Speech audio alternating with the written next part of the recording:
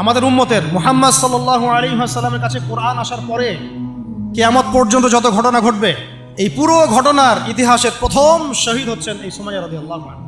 সুমাইয়া রাদিয়াল্লাহু আনহা একজন দাসী, দাস প্রথা ছিল তখন না, দাসী। তিনি, তার স্বামীর নাম ইয়াসির রাদিয়াল্লাহু আনহু, তার সন্তানের নাম আম্মার রাদিয়াল্লাহু আনহু। তারা তিনজনই ইসলাম কবুল করেছেন। আর আবু জেহেল, আবু লাহাব, উতবা সাইবার যে দারুন নাদওয়া, মানে ওই সময়কার কাফেরদের পার্লামেন্ট, এখনকার অনেকটা ওই ইয়ার মতো আর কি, বুঝে নেন, কাফেরদের পার্লামেন্ট, ওটার নাম কি? দারুন নাদওয়া। বলেন দারুন নাদওয়া। এটা ছিল ওই মক্কার আবু জেহেলের পার্লামেন্ট। মক্কার আবু জেহেলের পার্লামেন্ট নাম কি? দারুন নাদওয়া। ওখানে সব কিছুর এই শয়তানিগুলার মোজাকারা হইতো আর কি, কথা বুঝতে পারছেন? এখনও কিন্তু দারুন নাদওয়া আছে বিশ্বে, আছে না? এখনকার একটা আধুনিক দারুন নাদওয়া, ঠিক আছে? তো ওইখান থেকে মানে বিল পাস হচ্ছে এদেরকে এখন অত্যাচার করতে হবে, নির্যাতন করতে হবে। তো সুমাইয়া রাদিয়াল্লাহু আনহাকে একেবারে শুইয়ে দিয়ে পিটাতে পিটাতে রোদের মধ্যে একদিকে মারা হচ্ছে, আরেকদিকে বলা হচ্ছে যে মুহাম্মদ সাল্লাল্লাহু আলাইহি ওয়াসাল্লামের এই দিনটাকে অস্বীকার করতে হবে। একটু ধৈর্য ধরেন, জাস্ট অল্প কিছু সময়, আমি শেষ করে দিচ্ছি। যে মুহাম্মদ সাল্লাল্লাহু আলাইহি ওয়াসাল্লামের এই দিনটাকে অস্বীকার করতে হবে, না হলে তোমাকে হত্যা করো। সে তো কোনোভাবেই দিন ছাড়তে রাজি নয়। শেষমেশ আবু জেহেল তাকে টিটকারি মেরে বলছিল যে বুঝেছি তুমি আসলে মুহাম্মাদের দিনের স্বার্থে না, বরং মুহাম্মদ সাল্লাল্লাহু আলাইহি ওয়াসাল্লামের সৌন্দর্য দেখে তার মনে হয় আকর্ষণে দিন কবুল করছে। এই কথাটা বলার সাথে সাথেই সুমাইয়া রাদিয়াল্লাহু আনহা একদম তীব্র একটা প্রতিবাদ করেছেন, একটা গালি দিয়েছেন, খবিসের বাচ্চা, খবিস, নষ্ট নষ্ট মানুষের সন্তান, নষ্ট, এরকম একটা শব্দ আছে না আমাদের সমাজে, এরকম একটা মারাত্মক, মানে শক্ত একটা কথা বলে ফেলছে ওই সিচুয়েশনে। তো এইটা আবু জেহেলের তখন মানে ইজ্জতে লেগে গেছে। তো সে পাশে থাকা একজন ওর মানে সহকারী, তার হাতে একটা বর্ষা ছিল, ওই বর্ষাটা নিয়ে সুমাইয়া রাদিয়াল্লাহু আনহার তলপেট, লজ্জাস্থানের উপরের অংশে বরাবর একেবারে গেঁথে দিছে, এবং এটাতে ফিনকি দিয়ে রক্ত ছোটা শুরু হয়েছে, এবং এতেই তার শাহাদাত হয়ে গেছে।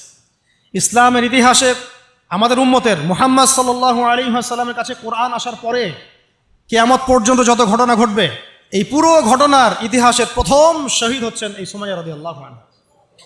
সর্বপ্রথম রক্ত দিয়ে দিন কায়েমের, রক্ত দিয়ে দিন প্রতিষ্ঠার এই মহাকাব্য রচনা করে গেছেন সুমাইয়া রাদিয়াল্লাহু আনহা। তারা কি দুনিয়ার কোনো স্বার্থে রক্ত দিয়েছিলেন? হ্যাঁ, তারা কি উপদেষ্টা হওয়ার জন্য রক্ত দিয়েছিলেন? তারা কি কোনো রাষ্ট্র ক্ষমতা পাওয়ার জন্য রক্ত দিয়েছিলেন? গনিমত পাওয়ার জন্য? শুধু এক আল্লাহকে রাজি খুশি করার জন্য তারা এই কাজগুলো করেছে। পরবর্তীতে আল্লাহ পাক তাদেরকে গনিমতও দিয়েছেন, রাষ্ট্রও দিয়েছেন, রাষ্ট্র ক্ষমতাও দিয়েছেন, সবই দিয়েছেন। তাদের কারো উদ্দেশ্য ছিল না, তাদের উদ্দেশ্য ছিল দিন প্রতিষ্ঠা করা, দিনকে প্রচার করা, প্রতিষ্ঠা করা, মানুষের মাঝখানে ছড়িয়ে দেওয়া আল্লাহর কালিমা লা ইলাহা ইল্লাল্লাহ মুহাম্মাদুর রাসূলুল্লাহ প্রতিষ্ঠা করা। আমাদের এই অভ্যুত্থানগুলা, বিপ্লবগুলোর যেন নিয়াত ঠিক থাকে, কথাটা বলার উদ্দেশ্য এটা। অপোজিটে একটা দলিল আপনাকে দিয়ে যাচ্ছে আজকে। খায়বার যুদ্ধ থেকে ফেরার সময় নবী সাল্লাল্লাহু আলাইহি ওয়াসাল্লামের সাথে আরেকটা যুদ্ধ হয়ে গেছে। ইহুদিরা লুকায় ছিল, উৎপেতে ছিল, দূর থেকে তীর নিক্ষেপ করেছে। নবী সাল্লাল্লাহু আলাইহি ওয়াসাল্লাম এবং সাহাবীরা এটাকে প্রোটেক্ট করেছেন। একদিন দুই দিন ওখানে থাকতে হয়েছে। এর মধ্যে একটা তীর এসে আল্লাহ নবী সাল্লাল্লাহু আলাইহি ওয়াসাল্লামের এই যে একটা খাদেম, সম্ভবত তার নাম মিদআম, কি নাম? এই মিদআমের বুকে এসে লাগে এবং সে মারা যায়। সাহাবীরা বলতে থাকেন যে সে কত সৌভাগ্যবান, নবীর খাদেম ছিল, শহীদ হয়ে গেল। নবীজি বলছেন না, বরং আমি ওকে জাহান্নামে দেখতেছি, নাউযুবিল্লাহ। তখন সাহাবীরা অবাক হয়ে জিজ্ঞাসা করলেন যে এটার পিছনে কারণ কি? নবী সাল্লাল্লাহু আলাইহি ওয়াসাল্লাম বলেন, খায়বার যুদ্ধের গনিমত থেকে একটা চাদর না বলে নিয়েছিল এই কারণে। খায়বার যুদ্ধের গনিমত থেকে একটা চাদর না বলে নেয়ার কারণে এই অবস্থা হয়েছে। তখন অন্য অনেকেই কিছু কিছু করে জিনিস সামনে আনা শুরু করলেন, এমনকি মেসওয়াক, হ্যাঁ, কাপড়, ছোট ছোট একটা গাছের ডাল, যারা একটা মেসওয়াকও নিয়েছে হয়তো না বলে, তারাও জমা দেওয়া শুরু করল। নবীজি বললেন এটা ছিল জাহান্নামের অংশ। এটা কি ছিল? জাহান্নামের অংশ। এখন বলেন, তাহলে যদি গন্তব্য উদ্দেশ্য আল্লাহ সন্তুষ্টি না হয়, তাহলে অনেক সময় অনেক ত্যাগেরও মূল্য পাওয়া যায় না। পক্ষান্তরে আরেকটা দলিল নিয়ে নেন, উহুদের মাঠের। একজন ইহুদি এসেছে সকালবেলা যুদ্ধ করতে। কে? ইহুদিদের কিছু মানুষ তো ইসলাম কবুল করেছিল, কিছু কিছু অল্প। এসে উহুদের মাঠে দাঁড়িয়ে বলছে যে আমাকে আগে কি করতে হবে, আমাকে কি আগে ইসলাম কবুল করতে হবে না আগে যুদ্ধ করবো? সাহাবীরা বললেন আগে ইসলাম কবুল করতে হবে, তারপরে যুদ্ধ করতে হবে। তো সে আগে কালিমা শাহাদা সাক্ষ্য দিল, তারপরে যুদ্ধ করতে গেল এবং সেখানে সে শহীদ হয়। নবীজি দেখে বলছেন, লাশ দেখে পড়ে, যুদ্ধের পরে, এই ব্যক্তি এখানে কি করছে? তখন সাহাবীরা বললেন যে উনি সকালবেলা ইসলাম কবুল করেছেন, যুদ্ধ করে শহীদ হয়েছে। নবী সাল্লাল্লাহু আলাইহি ওয়াসাল্লাম এবার বললেন যে আমিলা কলিল ওয়া উজরা কাসীর, এই ব্যক্তি তো অল্প আমল করেছে, এক ওয়াক্ত নামাজও পড়ে নাই, কিন্তু বিশাল পুরস্কার পেয়ে গেল। সুবহানাল্লাহ। কিসের বদৌলতে? ওই যে আদর্শর ইন্টেনশনটা চেঞ্জ ছিল, তারা আল্লাহর দিনকে প্রতিষ্ঠার জন্য লড়াই করেছেন, কিন্তু সেই ব্যক্তি মিদআম, সে কিন্তু এই জন্যে করেন। বুঝতে পারছি? এরকম অসংখ্য ঘটনা আছে। যেমন ইয়াসির রাদিয়াল্লাহু আনহু, এই সুমাইয়া রাদিয়াল্লাহু আনহুর স্বামী, তাকেও একইভাবে হত্যা করা হয়েছে। তিনিও মহাকাব্য রচনা করেছেন। যদি আমরা দেখি বেলাল রাদিয়াল্লাহু আনহুর কথা, তাকে কিভাবে পিটানো হয়েছে আপনারা সবাই কম বেশি জানেন। আরবের জাস্ট গরমে যদি একটা ওমরা করেন তাহলেই বুঝতে পারবেন যে গরমটা কেমন হতে পারে। কয়েকদিন আমাদেরকে রাস্তায় নামাজ পড়তে হয়েছে, এত ভিড় ছিল, ওখানে সেজদা দেওয়ার মতো কোনো পরিবেশ থাকে না, এত এত মানে গরম। ওখানে দাঁড়িয়ে থাকলে আপনার পায়ে মনে ফোসকা পড়বে। ওখানে একটা মানুষকে সারাদিন শুইয়ে রাখা হলে উত্তপ্ত বালুর মধ্যে, উপরে যদি পাথর চাপা দেওয়া হয়, আর সে তখনও বলতে থাকছে আহাদুন আহাদ, আল্লাহ এক, আল্লাহ এক, তাহলে তার ইমানের জজবা চিন্তা করে। এই জীবন মহাকাব্য রচনা করেছে। এই জন্য বেলাল রাদিয়াল্লাহু আনহু সেই ব্যক্তি যিনি মক্কা বিজয়ের পরে কাবা ঘরের ছাদে উঠে আজান দিয়েছেন। সুবহানাল্লাহ। চিন্তা করা যায়? তিনি সেই ব্যক্তি যার কথা নবী সাল্লাল্লাহু আলাইহি ওয়াসাল্লাম যখন আলোচনা করতেন তখন বলতেন যে বেলাল, যখনই আল্লাহ আমাকে জান্নাত দেখান তখন তোমার পায়ের আওয়াজ আমি আগে আগে শুনতে পারি। তুমি কি এমন আমল করো?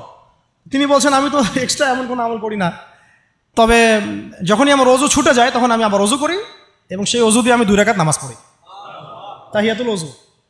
এটা আমরা আমল করার চেষ্টা করবো। আল্লাহ পাক আমাকে তৌফিক দান করেন, আপনাদেরকে তৌফিক দান করেন। উহুদ যুদ্ধ চলছে, শুরু হবে যুদ্ধ, সবাই শুনছে। ঠিক সেই সময় একজন সাহাবী হানজালা রাদিয়াল্লাহু আনহু সদ্য বিয়ে করেছেন, বাসর করেছেন গত রাতে, ফরজ গোসল করার সময় পান নাই, যুদ্ধের ডাক এসেছে, চলে গেছেন এবং যুদ্ধ করতে করতে তিনি শহীদ হয়েছেন। যুদ্ধের পরে তার লাশটাকে দেখা গেল যে সেই লাশটা মাটি থেকে শূন্যে ভেসে আছে এবং লাশ থেকে পানি ঝরে পড়তেছে। নবীজি বললেন যে সাল্লাল্লাহু আলাইহি ওয়াসাল্লাম যে ফেরেশতারা তাকে গোসল দিচ্ছে। সুবহানাল্লাহ। এটাও মহাকাব্য, এগুলো মহাকাব্য, রচনা করে যাওয়া মহাকাব্য।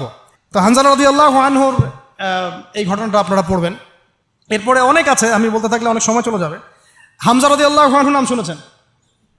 হামজা রাদিয়াল্লাহু আনহু উহুদের দিনে এমনভাবে যুদ্ধ করছিলেন যে তাকে যে হত্যা করেছে সেও বলেছে যে সে এমনভাবে যুদ্ধ করছিল যে মনে হচ্ছিল সে একজন উড়ন্ত বাজ পাখি। সামন থেকে আমি তাকে আঘাত করার কোনো সুযোগ পাই নাই, পিছন থেকে পাথরের পিছন থেকে তাকে আমি দূর থেকে একটা বর্ষা নিক্ষেপ করেছিলাম, এই বর্ষা গিয়ে তার নাভির নিচে গিয়ে লাগে, পিছন দিয়ে বের হয়ে যায়। কিন্তু এই অবস্থাতেও তিনি তরোয়াল নিয়ে আমার দিকে তেড়ে আসতেছিলেন আমাকে মারার জন্য, কিন্তু তিনি পেরে ওঠেন নাই, পড়ে গেছে। তারপরে তার লাশকে চিরে ফেলা হয় এবং কলিজাটা বের করে দাঁত দিয়ে কামড়ে খাওয়ার চেষ্টা করা হয়েছে। হামজা রাদিয়াল্লাহু আনহু ছিলেন বদর যুদ্ধের সবচেয়ে শ্রেষ্ঠ সাহাবী, বীর সাহাবী, যার হাতে অনেক কাফের মারা গেছে। এই জন্যে উতবা, শাইবা এদের এক পরিবারের পক্ষ থেকে একটা আক্রোশ ছিল যে যুদ্ধে জিতি আর না জিতে হামজাকে মারতে হবে। এই জন্য ওয়াহশী নামক একজন ব্যক্তিকে তারা হায়ার করেছিল। পরবর্তীতে সেই ওয়াহশী তিনিও ইসলাম কবুল করেছেন, আলহামদুলিল্লাহ। তাকে অনেকে হামজার কাতেল বলতো। পরে মুসাইলামা কাযযাবের হত্যা আল্লাহ পাক এই ওয়াহশীর হাতে করেছেন। সুবহানাল্লাহ, আল্লাহ পাক তাকদীর ঘুরিয়ে দিয়েছিলেন। হামজা রাদিয়াল্লাহু আনহুর এই আত্মত্যাগটা কিন্তু ইতিহাস হয়ে আছে, মহাকাব্য হয়ে আছে না? এমন এত মহব্বত নবী সাল্লাল্লাহু আলাইহি ওয়াসাল্লাম তাকে করতেন, এত মহব্বত করতেন যে ওয়াহশী যখন ইসলাম কবুল করতে আসছেন জিজ্ঞাসা করছেন যে তুমি কিভাবে কাইফা কতালতাল হামজা, হামজাকে কিভাবে হত্যা করেছিলে? তিনি ব্যাখ্যা করলেন এইভাবে হত্যা করেছে। তখন নবীজি বললেন যে যদি তুমি আমার থেকে তোমার চেহারাটাকে দূরে রাখতে পারো তাহলে সেটাই করো। মানে তার হাতে ইসলামের বায়াত নিয়েছেন, ইসলাম কবুল করলেন, তারপরে নবীজি বললেন যদি তুমি তোমার চেহারাটাকে আমার থেকে দূরে রাখতে পারো দূরে রেখো। আর আমরা তো এই বিগত 20-30 বছরের মানে অগণিত জুলুমকে জাতীয় ক্ষমা ঘোষণা করতে চাচ্ছি। সুবহানাল্লাহ। হ্যাঁ, ভাবখানা এমন যে আমি মক্কা বিজয় করছি। আপনারা কি মক্কা বিজয় করছেন যে সবাইকে গণমাফ করতে যাচ্ছেন? আবু সাইদের কেসাস কবে হবে? আবু সাইদের কেসাস কবে হবে এটা দেখার অপেক্ষায় আছি আমরা। মুগ্ধদের কেসাসটা কবে হয় সেটা দেখার অপেক্ষায় আছি আমরা। তাদের সময় মাঠে যারা ছিল, যারা নির্দেশ দিয়েছে, যারা পিছনে ছিল, যারা পর্দার আড়ালে ছিল, তাদের কি হয় পরিণতি শেষ পর্যন্ত এটা আমরা দেখার অপেক্ষায় আছি। তবে আমাদের আশঙ্কা যে আপনারা আইনের ফাঁকফোকর দিয়ে এদেরকে অনেককেই বের করে দিবেন।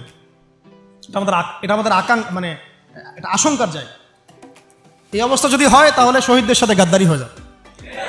এত বেশি ভালো হইতে হয় না সবসময়, এত বেশি না।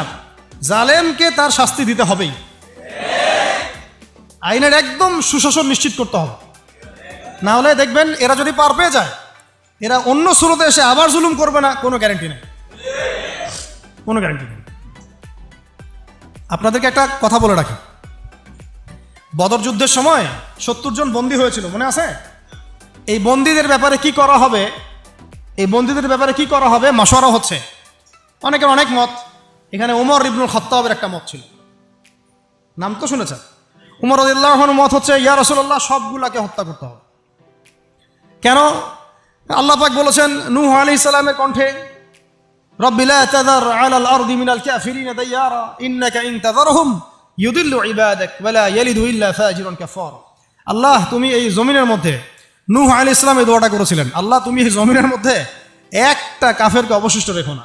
এটা ওই সময়কার কথা বলছে, যখন মহাপ্লাবন আসবে তার আগের কথা। তিনি 950 বছর দাওয়াত দিয়েছিলেন।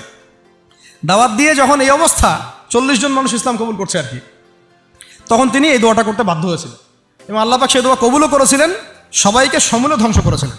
তো ওমর রাদিয়াল্লাহু আনহু বলছিলেন, ইয়া রাসূলুল্লাহ, বদরের এই বন্দীদের ব্যাপারে আমার মাশওয়ারা হচ্ছে এইটা, মুক্তিপণের দরকার নাই। হ্যাঁ, ওদেরকে অন্য কোনো দিকে ফোকাস করার দরকার নাই, এদের সবগুলোকে গর্দান নামায় দেন, শেষ, খালাস। এরা যদি থাকে পরে আপনার বিরুদ্ধে আবার ষড়যন্ত্র করবে। তো শেষমেশ তার রায়টা কিন্তু কবুল করা হয় নাই, বরং রক্তপণ এবং মুক্তিপণ নেওয়া হয়েছে এবং আরও অনেক পদ্ধতি অবলম্বন করা হয়েছে।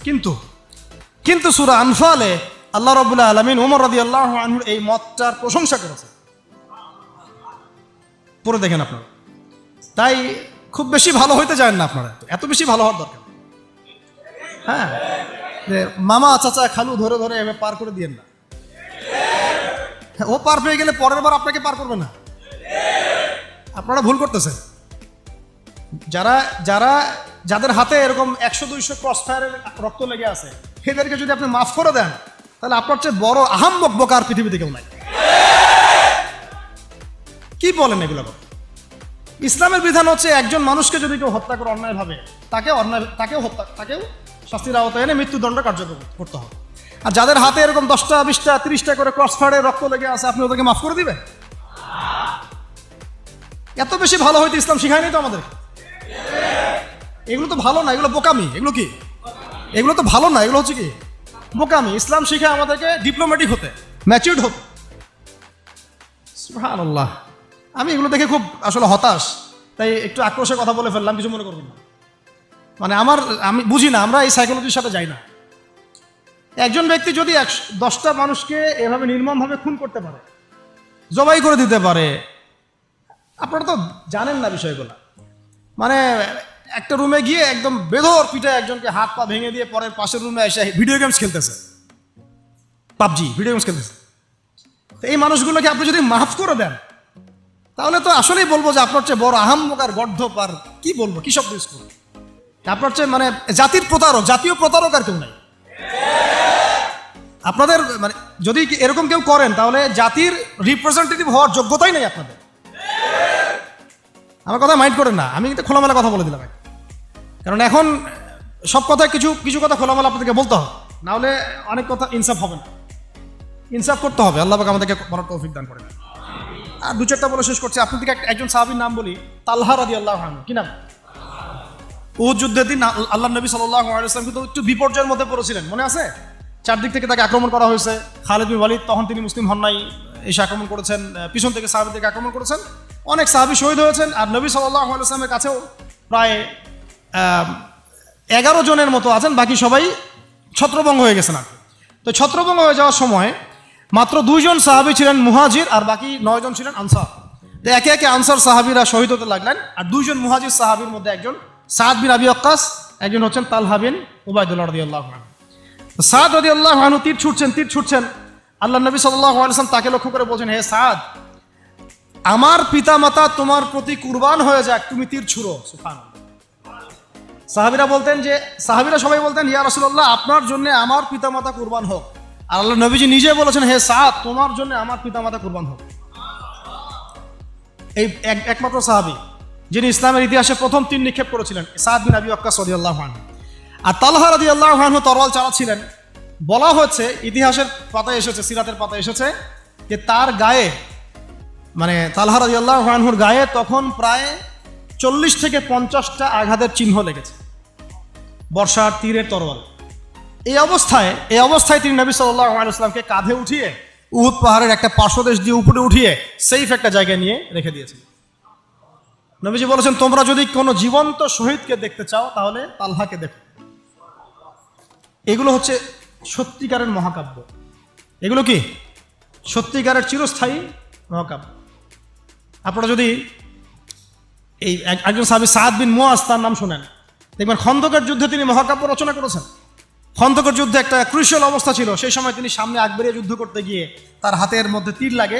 এই তীরটা ছিঁড়তে গিয়ে তার হাতের ভ্যানটা ছিঁড়ে যায়, রক্তটা ছিঁড়ে যায় বের করতে গিয়ে। তো এই অবস্থায় আস্তে আস্তে তার শাহাদাত হয়েছে। কিন্তু শাহাদাতের আগে তিনি আল্লাহর কাছে দোয়া করেছিলেন, আল্লাহ, যদি কুরাইশদের সাথে আরো কোনো যুদ্ধ বাকি থাকে আমাকে তাহলে জীবিত রেখো। এবং তার শাহাদাতের সময় তিনি বলছেন, এরপর থেকে ইসলামের উপর তারা আর আক্রমণ করতে পারবে না, কারণ আমি এমন দোয়া করেছিলাম যে আল্লাহ, যদি কুরাইশদের সাথে আরো কোনো যুদ্ধ বাকি থেকে থাকে আমাকে জীবিত রেখো। তার আগ মুহূর্তে তিনি বনু কুরাইজার যে গাদ্দারি, বেঈমানি, ওই বেঈমানির শাস্তি দিয়ে তিনি দুনিয়া থেকে বিদায় নিয়েছেন। সাদ বিন মুআজ, যার জানাজায় নবীজি বলেছেন, যার জানাজার সালাতে 70,000 ফেরেশতা শরীক হয়েছে। এগুলো মহাকাব্য। আপনারা যদি আরো সামনে যান, আপনারা মুতার যুদ্ধের ঘটনা পাবেন। এই কয়েকটা বলে শেষ করছি। এটা বলতে গেলে আসলে আমি নিজেকে ধরে রাখতে পারি না, আর ধরে রাখার মতো আসলে অবস্থাও না। ইসলামের ইতিহাসের সবচাইতে মানে মর্মান্তিক যুদ্ধ হচ্ছে মুতার যুদ্ধ, সবচেয়ে মর্মান্তিক। বদর, উহুদ, খন্দক, খায়বার যত যুদ্ধ আছে এগুলো যুদ্ধ অনেক বড় মাপের। মুতার যুদ্ধের প্রেক্ষাপট এবং সিচুয়েশনটা সম্পূর্ণ ডিফারেন্ট ছিল। এখানে আপনাদেরকে আমি 3 জন শ্রেষ্ঠ বীরের মহাকাব্য শোনাচ্ছি। কয়জন? 3 জন শ্রেষ্ঠ বীর পুরুষের মহাকাব্য। নবী সাল্লাল্লাহু আলাইহি ওয়াসাল্লাম একজন সাহাবীকে পাঠালেন, তার নাম হচ্ছে হারিস বিন উবাইদা। কি নাম বলেন? হারিস বিন উবাইদা, তুমি এই চিঠিটা নিয়ে যাও।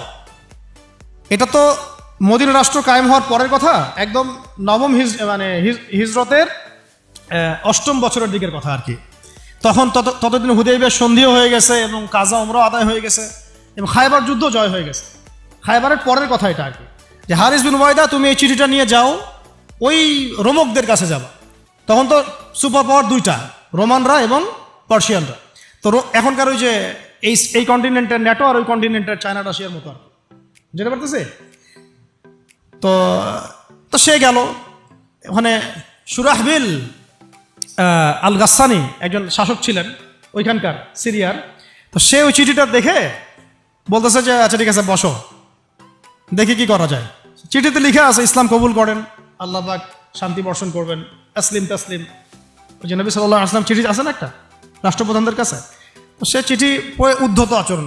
আমি এখানকার আমির, আমাকে ওই মক্কার মেষপালকরা চিঠি পাঠায়, ভাবতে এরকম। কে চিঠি নিয়ে আসছে? যে হারিস বিন উবাইদা। আচ্ছা, ওকে বসাও।